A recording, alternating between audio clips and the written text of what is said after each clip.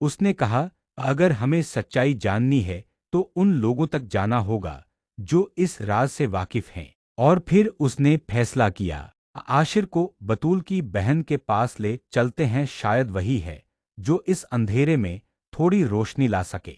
आशिर, उसकी माँ और मिस्टर सरमद तीनों एक साथ हदिया के घर पहुंचते हैं। दरवाजा खुलता है, हदिया सामने खड़ी है। चेहरे पर थकान है, लेकिन आंखों में एक सच्चाई छिपी हुई है। मैं तुम्हें सब कुछ बताती हूँ। आशिर, हर झूठ, हर चाल, हर धोखा जो कशान ने रचा था। कशान, वो इंसान जिसे आशिर अपना सबसे करीबी दोस्त समझता था, असल में वही एक ब्लैकमेलर निकला। उसने सब कुछ प्लान किया था, झूठे सबूत, गलत तस्वीरें और ऐसी बातें जो किसी को भी गुमराह कर दें, जैसे किसी ने अचानक उसकी आंखों से वो धुंध मिटा दी हो जो सालों से छाई थी। दिल भारी हो गया, सांस रुक सी गई। हदिया की बातों ने जैसे आशिर के दिल से एक पर्दा हटा दिया। वो सन्न रह गया, जैसे किसी ने अचानक उसकी आंखों से वो धुंध मिटा दी हो जो सालों से छाई थी। आशिर की माँ की आंखों से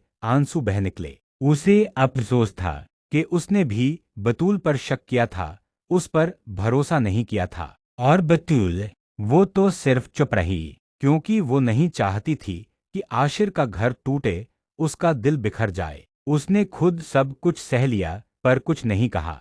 आखिरकार सच सामने आ गया। आशिर अब और नहीं रुक पाया। वो बतूल के सामने गया, उसी की आंखों में देखने जिससे वो कभी नजरें चुरा चुका था। उसने कहा, ए बतूल, मैंने तुम्हारा दिल दुखाया। मैंने बिना जाने बिना समझे तुम पर इल्जाम लगाए।